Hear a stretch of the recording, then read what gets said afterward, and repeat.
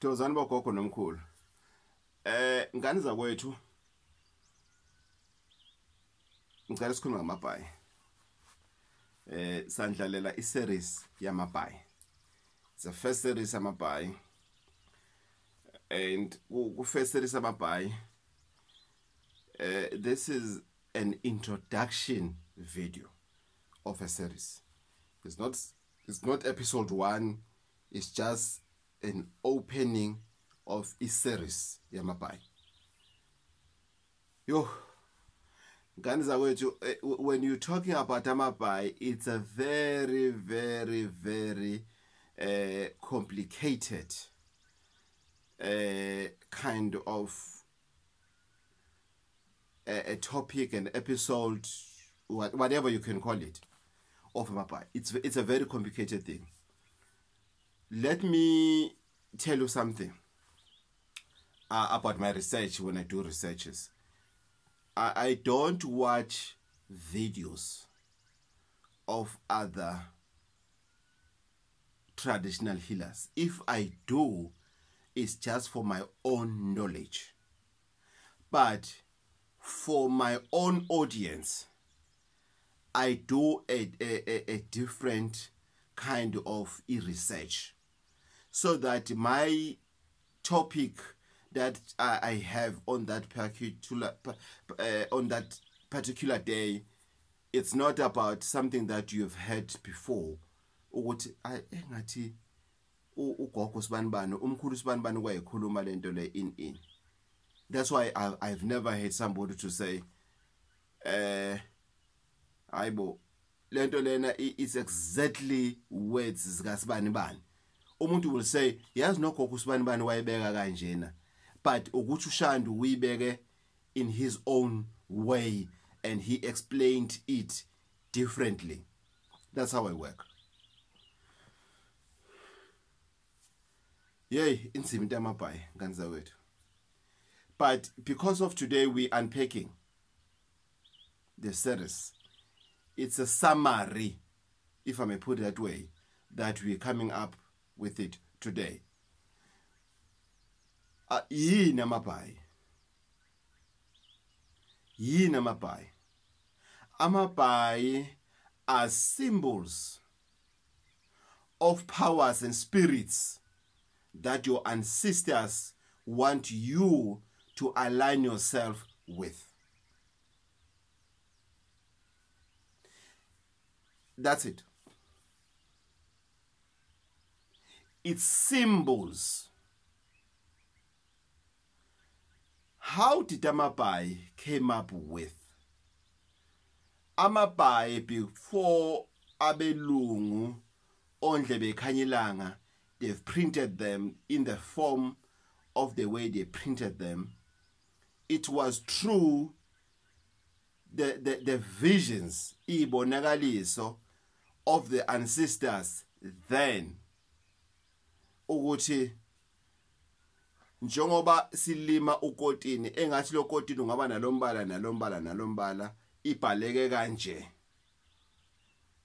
Engathi lo kotini ungayenza umbala weBhayi lengwe. Engathi lo kotini ungayenza umbala obomvu. Bebekwazi ukwenza umbala obomvu. Very simple, because ibomvu into yethu.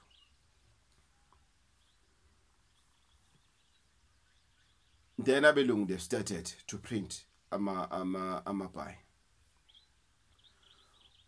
Uma ubhince iBhayi lengwe, ake sidlule kwengwe sobuya namandla leli bhali liyangithusa kwamina. Uma kuthiwa ubhince iBhayi injidi le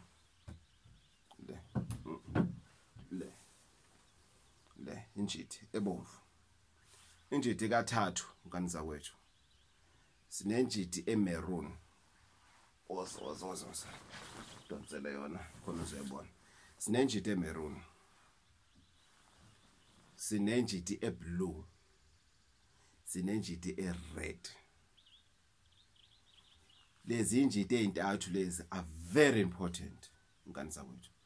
ngane zakwethu ngizokahle anga introduce Amabhayi lento ngisazoyiphinda le yenjiti. I'm just making an example ngenjiti. 1 injiti emeroni irepresenta amakhehla akwena. Injiti red irepresenta izalukazi ezikuwena. Injiti eblue irepresenta isithunywa wena. Angiphikisani neresearch okoyenza phambilini ya explain differently. No, I'm not into that. This is not a debate. Mina isalu lana it's a research and a testimony yesalukwazi endoda uGogo Bathini Mbatha. That's where I come in mina ukuthi mina ngithi kwena lento lena irepresenta lokho. Angiphikisani nomunye umuntu futhi ungangiqhathanisi nomunye umelaphi ukuthi uexplaina kanjani. Mina ngithi injiti or any bhayi for that matter. Injiti or any bhayi enalembala emithathu. Umaroon urepresenta amakhehla. Ured urepresenta izalukazi. Ublue urepresenta isithunywa. Let me give you another example. Ibhayi laseSwazini leli maroon sibiza ukuthi limaroon. Uyodideka wena ungazazi ibalo zethu noma ngendlela esibona ngayo izinto uyoshaya ikhanda. Umaroon lona urepresenta amakhehla. Likhona leli bhayi exactly like this, but this color is red. Exactly like this, but this color it's blue. Umoya wophi waseSwazini. AmaSwati iwona enza ubungoma nokwelapha kwendabuko kube officially without ukuncenga enkosini thizeni, without ukuncenga njena endaweni at that particular time. Sisayizokhuluma ke manje na masenza iseries of history yokwelapha kwendabuko ukuthi leti soka kuphi. Kaniza kwethu ngiyama lapho. All I'm saying ukuthi this is a very difficult series ngane kwethu. You know I get so many comments as you know guys ukuthi ama subscribers ethu they are more than 10,000, meaning ukuthi we have more than 10,000 people with comments and everything. And I apologize ngane kwethu ukuthi amanye angikwazi ukufinyelela kuona. But la ngikwazi ukufinyelela khona ilokhu. Now as a subscriber it means you are the part of the family now. Keep on commenting. Ngizoze ngifike nawe koyakho i-comment mangithola ithuba.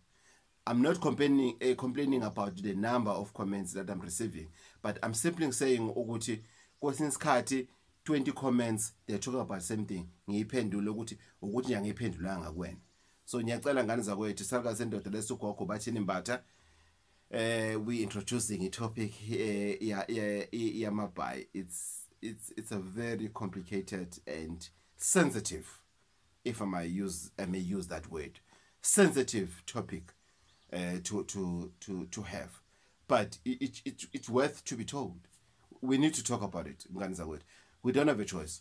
At the end of the day, we need to talk about it so that people umuntu angayifakela ibhayi njena anga understand ukuthi ufakeni. Ngahlangana nentombazana ibhince ibhayi sasiye komunye umuzi siyofuna umhlabelo for uma safica intombazana ibhince ibhayi lenjiti enimaroon. Hayi ukhona umkhulu wakho ukhona. Hayi akekho. Sicela umhlabelo. Hayi nawo ilakho zami. Because mina into engakwazi kuyenza ngiyahamba ngiyifuna kumuntu okwazi kuyenza. Angiyena umuntu ofostayo. Mingakafike kumina ukuthi lento ihlanganisa kanje angiyenze. Sawuthatha umhlabelo. Ayasi zasekhulume zami zalukazi zathi awumbuzo ukuthi kungani amadoda angahlali kuyena. Ngathi wegogo kuthiwa ngubuzo ukuthi kungani ama relationships ungalasi ama relationships wena la endaweni usuwaziwa ngokuthi isifebe. Wasethi kumina babuShandu qinisile kunjalo. ngathi uyazi yini why uthanda leli bhayi leli limeroni lelo gqoke olibhincile manje na njoba ulibhince wena njoba uthi kuyashisa and everything. Uthi cha, ngithi ngoba wangena amakhehla. Uma ungakalungisi lamakhehla angena ayikho into ezokulungela. Azongena aphuma amadoda yozubizwa ngesifebe, hayi awusona isifebe, ukuthi awayitholi isolution yenkinga onayo, because wena umuntu mamthola usukumthanda ngempela lo muntu loyo, kodwa bese yahlehlisa lamakhehla, uthanda omunye ahlehlise lamakhehla lawa angenile. That's the only difference. Ingane azange ngiphendule, yangiphendula ngenyembezi ngase ngishiya. Angeva nguthanda lokho, vele ngichomeke lapho ngithi ngahlala nawe endleleni bese ngisuka kuwena, ngoba vele ngisuke ngingazanga kuwena anyway. Ngisuke ngizofuna into ethi ngizoyifuna leso sikhathi leso. Ngahlala nentombazana Shoprite, yangishayela nje, yangishayela kahle. Ngase ngithi kuyena, wegogo, uyabona kodwa uthi kulonyaka uwodwa, ngisakhumbula ukuthi was it, ngathi uyabona ukuthi kulonyaka uwodwa usulele namadoda amangaki, wathi kushiswa yini lokho? Ngithi cha, siyaxoxa dadewethu, siyahleba. Ngase babili usabize lo ozongipakishela izinto sami. Wathi ngiyabona. Ngithi akukho right, lungisa indaba yakho emoya. Le ndaba lesonto ohamba kulo, oh Jesus, oh ngizwe uJesu ekhuluma nami, oh Nkosi somandla, hey man, I receive rubbish. Yeke lento leyo. Go and receive on Sunday, but during the week do what is right. Nyama lapho ngani zakwethu. Gogo Bathini Mbatha 083 533 9183 ngani zakwethu. I'm only available empangeni ekhaya, ngisebenzele ekhaya ngani zakwethu. Inkosi ithole umusa ngani zakwethu. Please don't forget to subscribe and to press the notification button for more videos, so that when we post ngani zakwethu, we don't post every day because amalanga awafani ngani zakwethu. Sometimes I'm busy, sometimes I'm not busy, but when I'm busy I respect you osuku usufikile ekhaya, and I need to pay attention to. Imagine ufike ekhaya bese ngithi wena, I'm still uploading a video, I'm still doing a video, awuthukuma kancane. No, I can't do that. I can't do that. It's not about you, it's about people oza nabo, it's about the ancestors ohamba nabo. It's not about you. I respect umuntu osuku hamba naye. Njengamanje bangenza le video lena, I'm free, I know ukuthi I can do it, and ngihambe ngiyo-uploada and then ngibe free. So ngani zakwethu, ngiyacela sibekezelelane. Kufana nokuthi ufike la ekhaya bese you feel ukuthi I'm too slow, then you're at the wrong place. I'm sorry, you're at the wrong place. But I'm not about that today. This was the introduction of the new series, Amabhayi. You also have a role to play, especially as a subscriber, to remind me ukuthi wegogo uyakhumbula le series owayeqala wasishiye emoyeni. You need to remind me. Ngiyeke ngamabomu, ngifuna ukuthi sibe ne conversation between mina nani ngani zakwethu, so that this channel is interesting, so that you are part and parcel of this channel. Ngani zakwethu, Gogo Bathini Mbatha 083 533 9183. Thank you very much for all the subscribers and everything. We're still gonna do a video about what does it mean about the end of the year. What does it mean? What does the end of the year? What is the end of the year? What is the year end? That is according to laws, not according to scientists. Gogo Bathini Mbatha 083 533 9183. Ngani zakwethu, it's always a pleasure. If this is my last video on earth, you must know ukuthi I love you guys, and I've always wanted to do this, and I'm doing it now. And your responses are very positive and are very scary. I phoned to Alex Mtiana, where Alex, this thing is too positive. Not that I'm expecting anything negative, but I'm scared. How do I make sure ukuthi ngiyenza ngendlela right?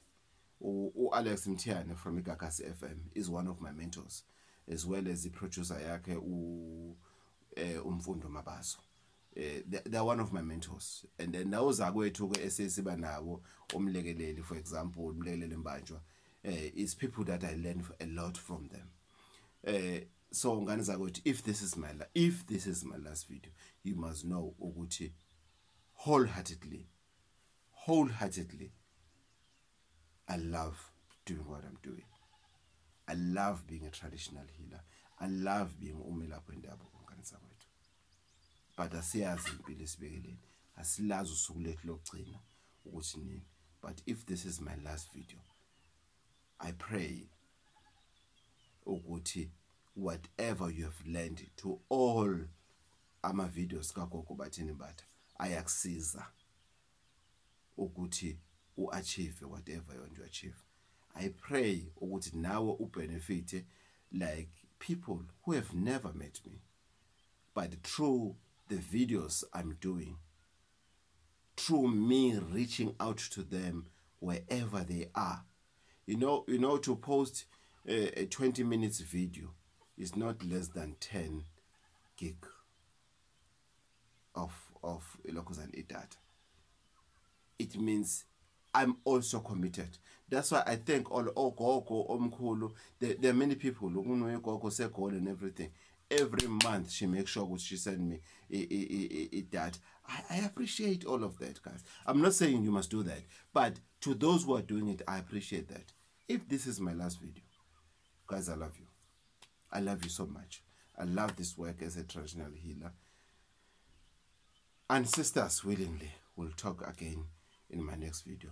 Gogo Bathini Mbatha, empangeni ngane zakwethu. Let's do this. Don't forget to press that. Here's that. Where's that? The subscribe video. You know, it's a reddish and whitish button. Here's it here.